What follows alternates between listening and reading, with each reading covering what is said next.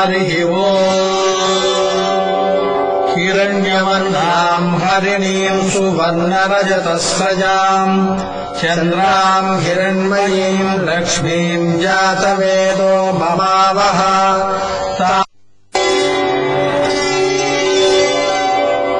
श्रीगुरुभ्यो नमः। हरिः ओम्। हिरण्यवर्णाम् हरिणीम् सुवर्णरजतस्रजाम् चन्द्राम् हिरण्मयीम् लक्ष्मीम् जातवेदो ममावह। ताम् आवह जातवेदो लक्ष्मीमनपगामिनीम् यस्याम् हिरण्यम् विन्देयम् गामश्वम् पुरुषानहम्। अश्वपूर्वाम् रथमध्याम् हस्तिनाथप्रबोधिनीम् श्रियम् देवीमुपकमये श्रीर्मा देवी जुषताम्। कांसोऽस्मिताम् हिरण्यप्राकारामार्द्राम् ज्वलन्तीम् तृप्ताम् तर्पयन्तीम् पद्मे स्थिताम् पद्मवर्णाम् तामिहोपह्वये श्रियम्। चन्द्राम् प्रभासाम् यशसा ज्वलन्तीम् श्रियम् लोके देवजुष्टामुदाराम्। ताम् पद्मिनीमीम् शरणमहम् प्रपद्ये लक्ष्मीर्मे नश्यताम् त्वाम् वृणे। आदित्यवर्णे तपसोऽधिजातो वनस्पतिस्तव वृक्षोऽथ बिल्वः। तस्य फलानि तपसानुदन्तु मायान्तरायाश्च बाह्या अलक्ष्मीः। उपैतु माम् देवसखः कीर्तिश्च मणिना सह। प्रादुर्भूतोऽस्मि राष्ट्रेऽस्मिन् कीर्तिवृद्धिम् ददातु मे। क्षुत्पिपासामलाम् ज्येष्ठामलक्ष्मीर्नाशयाम्यहम्। अभूतिमसमृद्धिम् च सर्वान् निर्नुद मे गृहात्। गन्धद्वाराम् दुराधर्षाम् नित्यपुष्टाम् करीषिणीम् ईश्वरीम् सर्वभूतानाम् त्वामिहोपह्वये श्रियम्। मनसः काममाकूतिम् वाचः सत्यमसीमहि। पशूनागुम् रूपमन्नस्य मयि श्रीश्रयताम् यशः। कर्दमेन प्रजा भूता मयि सम्भव कर्दमा। श्रियम् वासय मे कुले मातरम् पद्ममालिनीम्। आपःसृजन्तु स्निग्धानि चिक्लीतमस मे गृहे। निच देवीम् मातरम् श्रियम् वासय मे कुले। आर्द्राम् पुष्करिणीम् पुष्टिम् पिङ्गलाम् पद्ममालिनीम् चन्द्राम् हिरण्मयीम् लक्ष्मीम् जातवेदो ममावह। आर्द्राम् यःकरिणीम् यष्टिम् सुवर्णाम् हेममालिनीम् सूर्याम् हिरण्मयीम् लक्ष्मीम् जातवेदो ममावह। ताम् आवह जातवेदो लक्ष्मीमनपगामिनीम् यस्याम् हिरण्यम् प्रभूतम् गावो दास्योऽश्वान् विन्देयम् पुरुषानहम्। यस्सुचिप्रयतो भूत्वा जुहुयादाद्यमन्वहम्। श्रियः पञ्चदशम् च श्रीकामस्तततम् जपेत्। आनन्दकर्दमश्चैव चिक्लीत इद विश्रुताः। अर्षयस्ते त्रयः पुत्राः स्वयम् श्रीदेवि देवता। पद्मासने पद्मभूरु पद्माक्षी पद्मसम्भवे। त्वम् माम् भजस्व पद्माक्षी येन सौख्यम् लभाम्यहम्। अश्वदायि च गोदायि धनदायि महाधने। धनम् मेजुषताम् देवीम् सर्वकामार्थसिद्धये। पुत्रपौत्रधनम् धान्यम् हस्तस्वाजा विगोरधम्। प्रजानाम् भवति माता आयुष्मन्तम् करोतु माम्।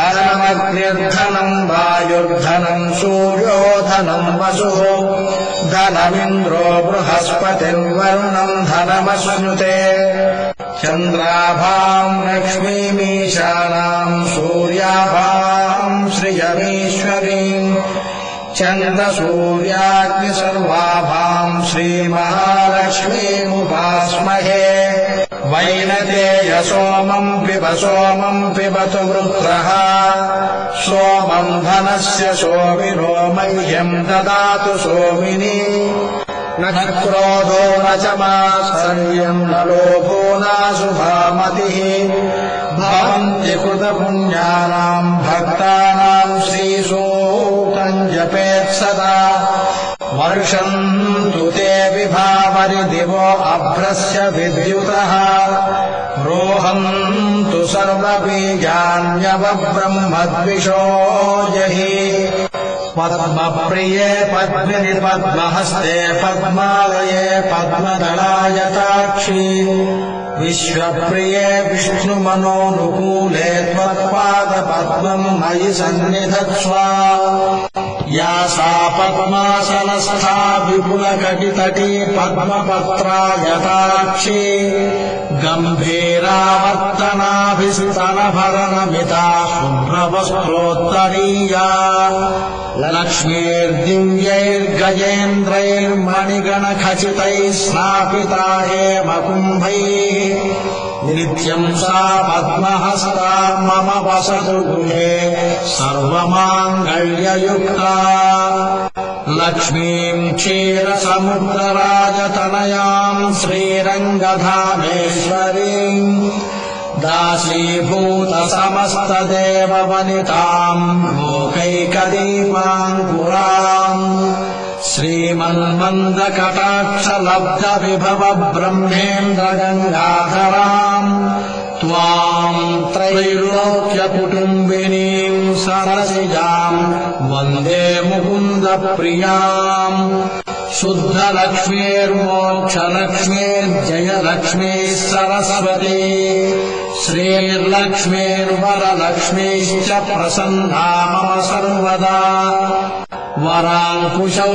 पाशलभीतिमुद्राम् करैर्वहन्तीम् कमलासनसताम् बालार्ककोटिप्रतिभाम् त्रिनेत्राम् भजेऽहमम्बाम् जगदीश्वरीम् ताम् सर्वमङ्गलमाङ्गल्ये शिवे सर्वार्थसाधके शरण्ये त्र्यम्बके देवी नारायणि नमोऽस्तु ते सरसिजनिलये सरोजहस्ते धवलकरांशुकगन्धमाल्यशोभे भगवति हरिवल्लभेर्मनोज्ञे त्रिभुवनभूतिकरी प्रसीद मह्यम् विष्णुपत्नीम् क्षमाम् देवीम् माधवीम् माधवप्रियाम् विष्णो प्रियसखीम् देवीम्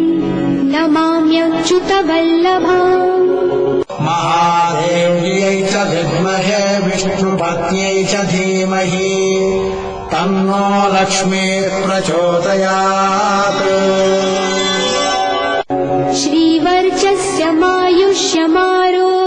श्रीवर्चस्यमायुष्यमारोग्यमाविधात पवमानम् महीयते धनम् धान्यम् पशुम् बहुपुत्रलाभम् शतसंवत्सरम् दीर्घमायुः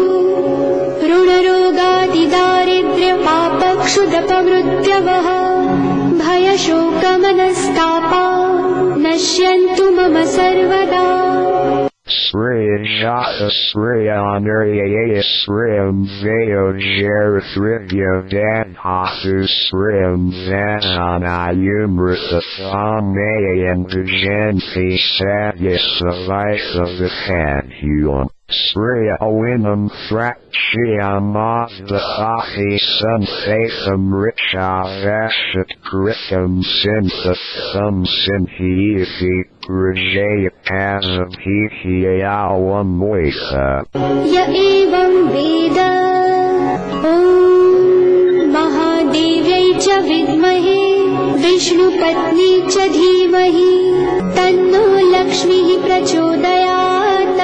ॐ शान्ति शान्ति शान्ति।